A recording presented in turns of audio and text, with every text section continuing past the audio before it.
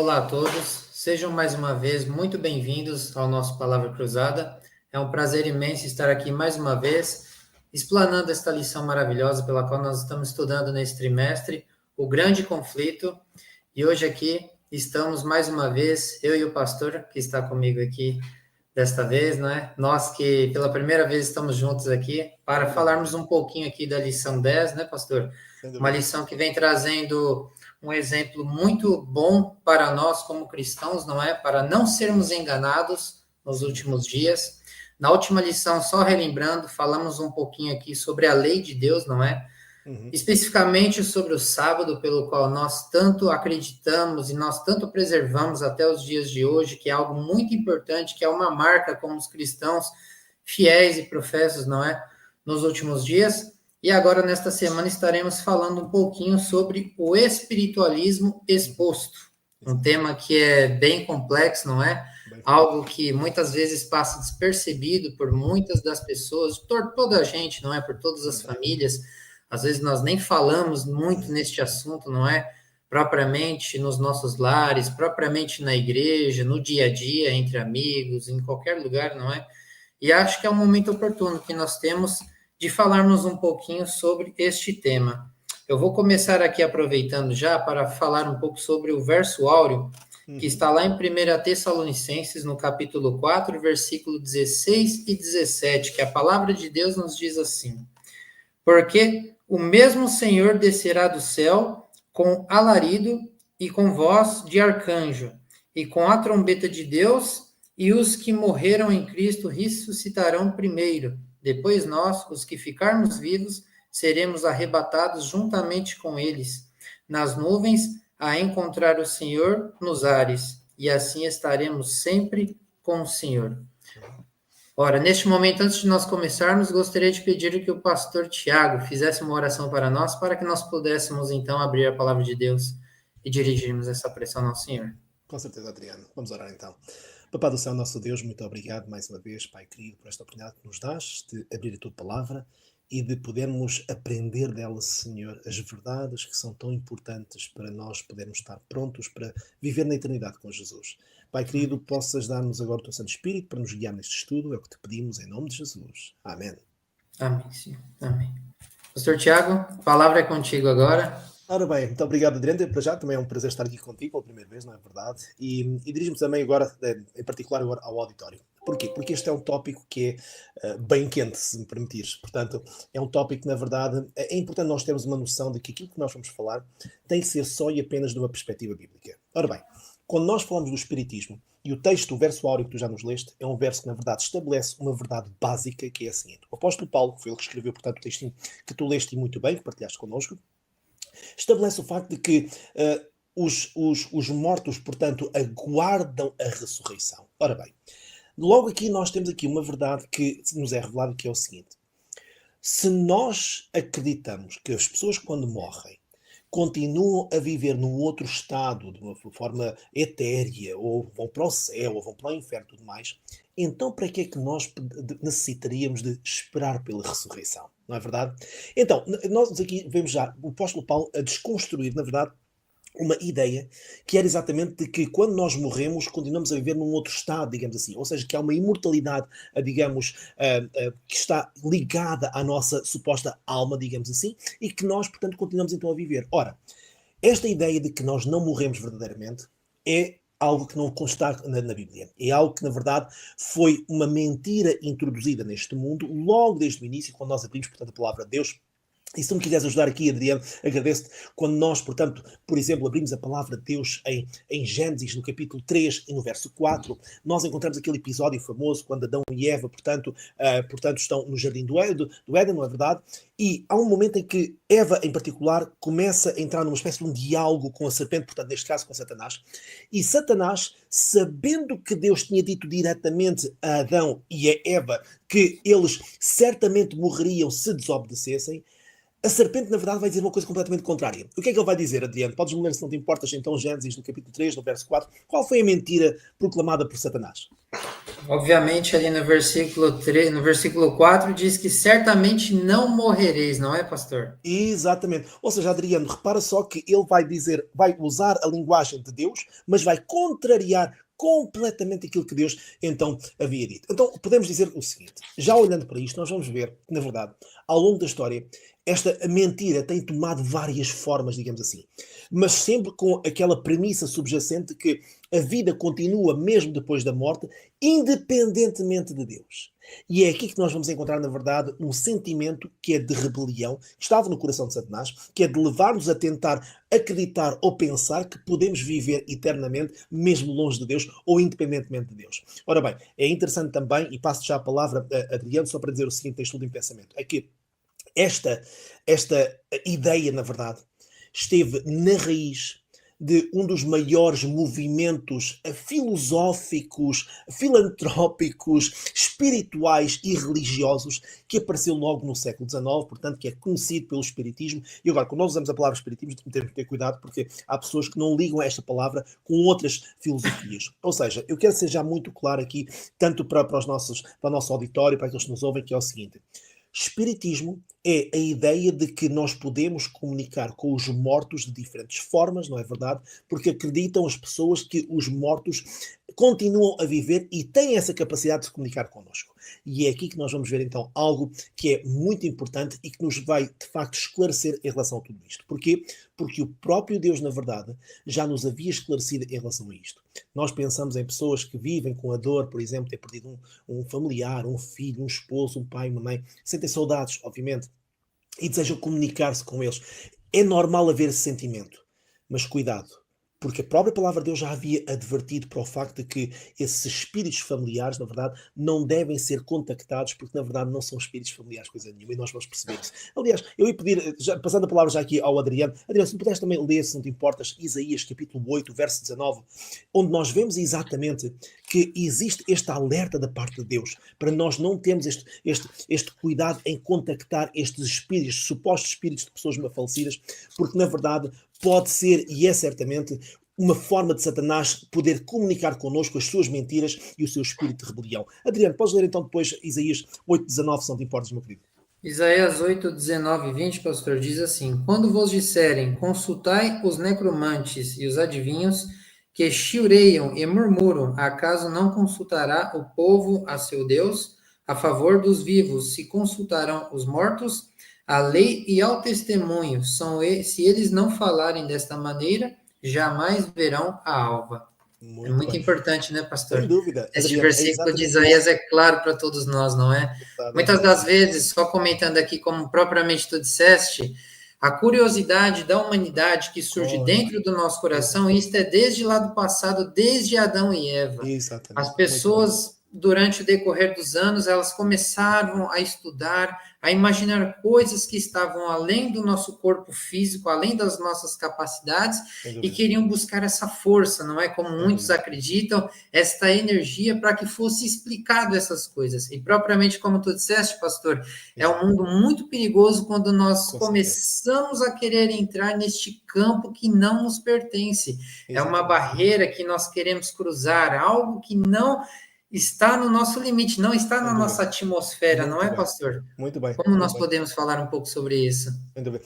E sabes, Adriano, é muito interessante. O comentário que tu fizeste agora é absolutamente excelente porque dá-nos uma luz muito importante em relação a isto, em relação aos perigos.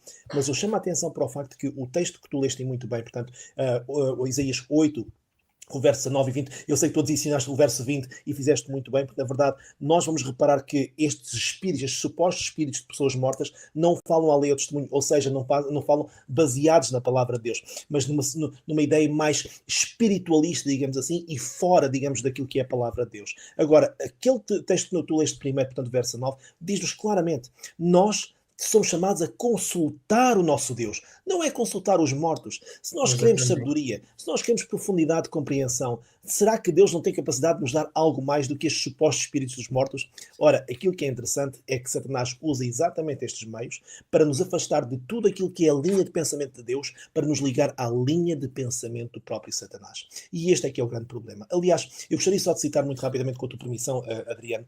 Portanto, a minha autora cristã favorita, que se chama Ellen White, ela escreveu um livro que se chama Grande Conflito, e ela tem uma frase em que ela diz assim, diz que a teoria da imortalidade da alma, lá está, foi uma das falsidades, e agora reparem só, que Roma recebeu do paganismo, incorporando-a na religião da cristandade. Ora, aqui eu quero só fazer uma distinção muito clara, rapidamente, que é a Igreja Apostólica, ok, e a Igreja Romana. Ora bem, a Igreja Apostólica foi aquela que foi fundada por Jesus Cristo e pelos apóstolos, ok? Agora, quando nós falamos da Igreja Romana, estamos a falar de uma igreja que é supostamente cristã, mas foi fundada com muitas informações e crenças que foram incorporadas dentro da religião cristã, mas que foram advindas exatamente do paganismo romano, grego também, e até mesmo algum babilónico, mas acima de tudo de Roma. Ora, por isso é que nós temos hoje em dia, e aqui com todo o respeito pelas pessoas que, na verdade, que amam essa igreja, sem dúvida nenhuma, nós temos esse respeito, não há problema nenhum,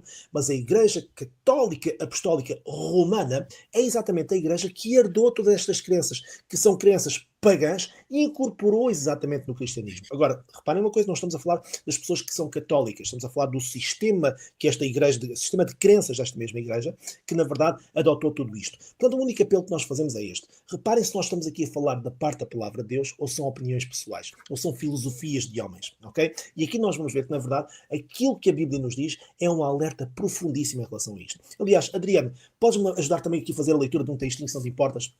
Em Deuteronômio, capítulo 18, verso 11, nós vamos ver um texto, na verdade, que nos alerta profundamente em relação a isto. Deuteronômio 18, 11, é um texto que, na verdade, até nos pode chocar um pouco, porque Deus vai nos dar instruções específicas em relação a isto, e alguns de nós até podemos ficar assim, mas porquê é que Deus está a ser tão duro?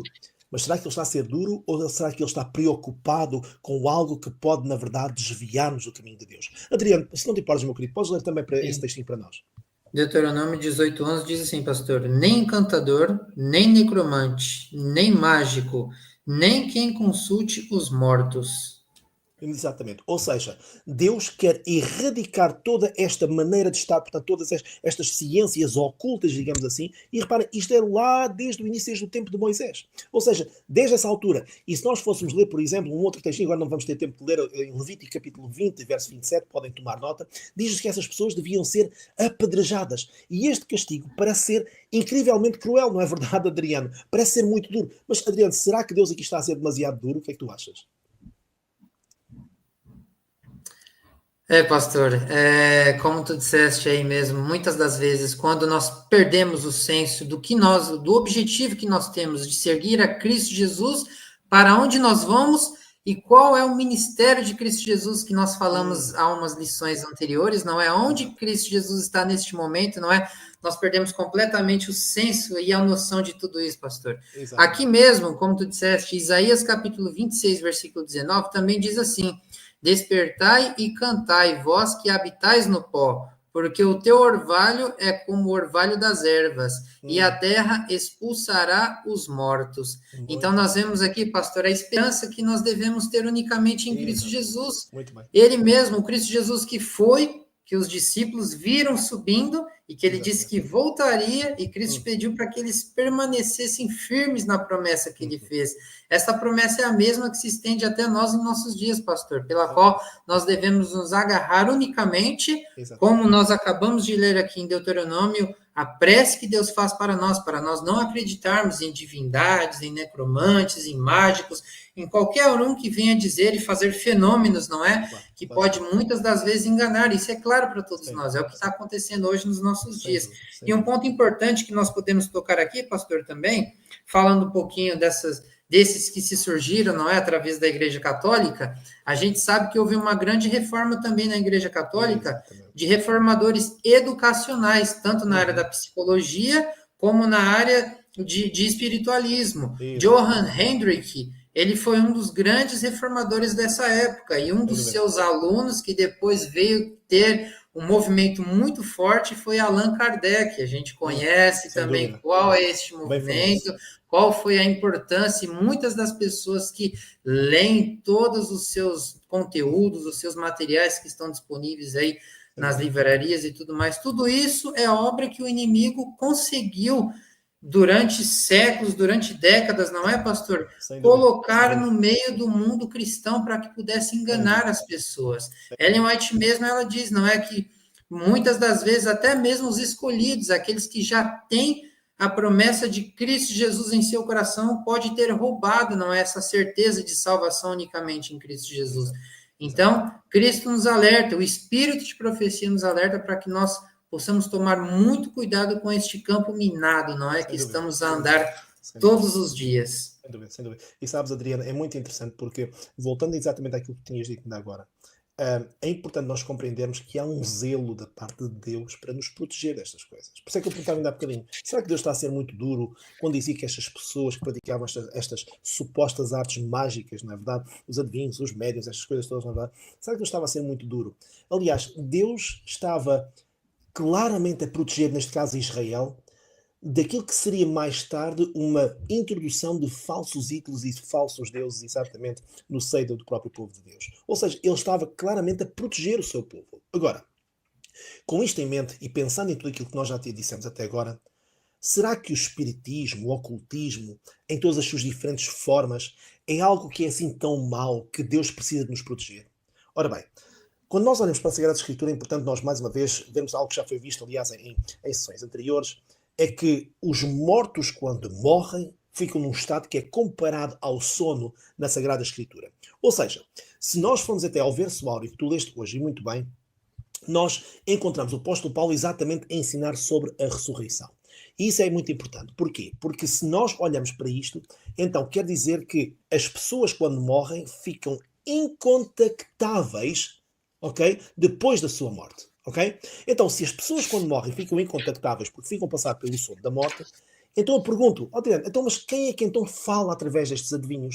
Quem é que fala através destes médiuns? Quem é que fala através destas pessoas que recebem estes supostos espíritos de pessoas que morrem? Afinal, quem é que fala? Ora bem, a palavra de Deus diz-nos isto de uma forma muito, muito clara, porque nós vamos a Apocalipse, capítulo 16 e verso 14, e diz-nos algo muito direto, diz-nos assim: são espíritos de demónios que realizam sinais milagrosos, eles vão aos reis de todo o mundo a fim de reuni-los para a batalha do grande dia do Deus Todo-Poderoso. Ok, o que é que isto quer dizer, Adriano? Basicamente é isto.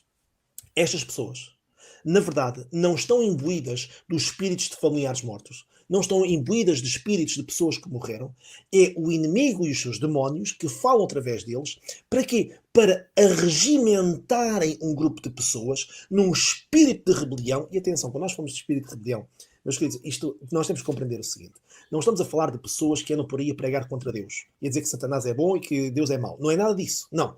Estamos a falar de pessoas que, em vez de irem à Sagrada Escritura, vão contrariar a Sagrada Escritura para acreditarem numa filosofia que até podem chamar de cristianismo, até podem chamar de uma boa religião, mas que, na verdade, contraria a palavra de Deus. E aquilo que contraria a palavra de Deus, na Bíblia, chama-se rebelião. E então é interessante que nós vemos que o próprio apóstolo João recebe esta revelação no livro de Apocalipse 6,14, a dizer que estes demónios fazem de facto sinais espantosos, não é verdade? E arregimentam, não é verdade, pessoas para batalharem contra Deus. Mas neste caso batalham com filosofias, com falsas crenças, com uma religião que não recebe a aprovação da Bíblia. E o grave de tudo isto, e o Adriano, tu já falaste um bocadinho sobre isto, meu querido, é que, na verdade, nós olhamos para isto e chegamos a uma conclusão muito clara. É isto. É que tudo o que é feitiçaria, tudo o que é espiritismo, tudo o que é ocultismo, é diabólico, vem de Satanás. Mas é algo que seduz as pessoas.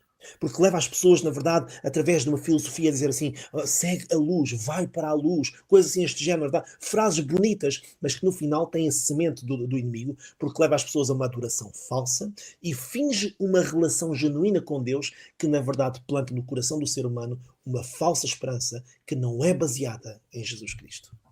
Exatamente, pastor. E olha, para nós justamente este tema, este gancho, pegando de que tu disseste agora, nós podemos comentar um pouco aqui a respeito da lição de segunda-feira, o significado da morte no Velho Testamento, não Sem é? dúvida. E propriamente no livro de Salmo,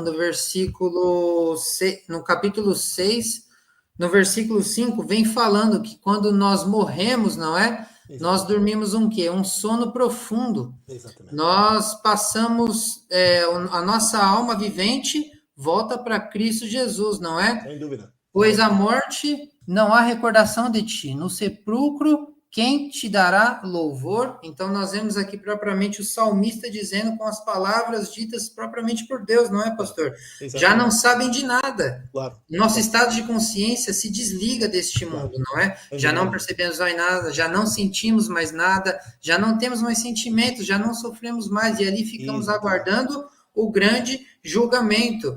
Olha, eu tive um estudo, pastor, uma vez muito bom no Brasil, eu tive essa oportunidade, eu não esqueço nunca mais. Foi um estudo com o irmão do pastor Luiz Gonçalves, o Pedro Gonçalves, e ali nós tivemos com muitas crianças ali em uma favela ali de São Paulo, do estado de São Paulo, estudando justamente sobre este tema, sobre a morte. E muitas das crianças, dos miúdos, né, quando nós falamos sobre a morte, é algo interessante, porque a gente assiste muito aqueles desenhos animados, não é? E nós vemos ali a ficção criar um mundo completamente fora do que existe na realidade do que nós vivemos no dia a dia, não é? Ali nós vemos o inferno e vemos o céu. Se tu praticaste boas obras, tu vai para o céu. Se tu praticas durante toda a tua vida más obras, tu vais para o inferno, onde estará a arder ali, em chamas e tudo isso, não é? E isso ali ele explicou para todos, claramente, pastor, aquilo não existe. Inferno é nada mais, nada menos do que sepultura. Quando nós deixamos de viver a vida, o sopro, o fôlego da vida que Deus nos deste, este fôlego volta para Deus. E nosso corpo volta, o pó volta para a terra, como foi feito ali no Jardim do Éden, propriamente pelo próprio Deus, não é? E ali nós ficamos aguardando o grande juízo de Deus, o grande juízo de Cristo Jesus, que somente pertence a Ele, não é, pastor? Que isso fique claro para todos nós. Muitas das vezes, como você propriamente diz, perdemos um querido, um pai, uma mãe, uma avó, um filho que nós tanto amamos. Muitas das vezes pode, como aconteceu no passado, não é, pastor? No Velho Testamento, muitos ali do povo de Israel foram consultar necromantes, propriamente Davi, não é? Justamente por conta do seu filho ali que ele perdeu, que ele tanto amava. E nós vemos muitos outros exemplos que muitas das vezes nós podemos cair nessa desilusão. Nós podemos cair nessas ciladas do inimigo, não é? E Deus pede para que nós mantemos o foco, a confiança nele, para que nós nos agarremos apenas na esperança de que um dia ele vai voltar e que um dia ele colocar claro todas as coisas, todas essas dúvidas que nós temos, não é? Às vezes nós teremos até surpresas no céu, não é, pastor? No grande dia. Pessoas que a gente imagina que não, e quando fomos ver, sim, não é? Vai ser algo incrível, vai ser algo maravilhoso. Então, que nós possamos nos apegarmos nessas promessas que Cristo Jesus nos dá, pastor. Sem dúvida, sem dúvida. E sabes, Adriano, é interessante o que estavas a dizer, e eu gostaria só de fazer aqui uma nota, já agora para adicionar o que disseste, e muito bem, é que uma filosofia que era muito vigente no tempo do apóstolo Paulo era a ideia da reencarnação. E hoje parece que há um retomar de tudo isso. Estávamos a falar de alguns exemplos, na verdade, de programas e tudo mais, e é um bocadinho como aquela filosofia dos videojogos, não é verdade? Eu perdi uma vida, mas ainda tenho outra vida, não é verdade? E depois temos muitas vidas, agora só tenho 5 vidas para jogar e tudo mais. É um bocadinho esta filosofia, não é verdade? O que é interessante é que tudo isso demonstra, de facto, uma colagem a uma filosofia, a uma ideologia exatamente da reencarnação. Ora, é importante nós sabermos também que reencarnação não está na Bíblia, de forma nenhuma. Aliás, é por isso que no verso áureo que tu nos leste, e muito bem, se nós voltarmos ao textinho, portanto, neste caso, em 1 Tessalonicenses, capítulo 4, e no verso 13, o apóstolo Paulo faz um apelo, portanto, às pessoas, para que não sejam ignorantes em relação ao estado das pessoas que estão mortas. Aliás, se me permitires ler, diz-nos, então assim, 1 Tessalonicenses, capítulo 4, verso 13, portanto, no Novo Testamento, diz-nos: não desejamos, no entanto, irmãos, que sejais ignorantes em relação aos que já dormem no Senhor. Ou seja, para que não vos entristeçais, diz ele, como os outros que não possuem esperança. Ou seja, aqueles que têm uma esperança bíblica acreditam que aqueles que morreram estão a dormir.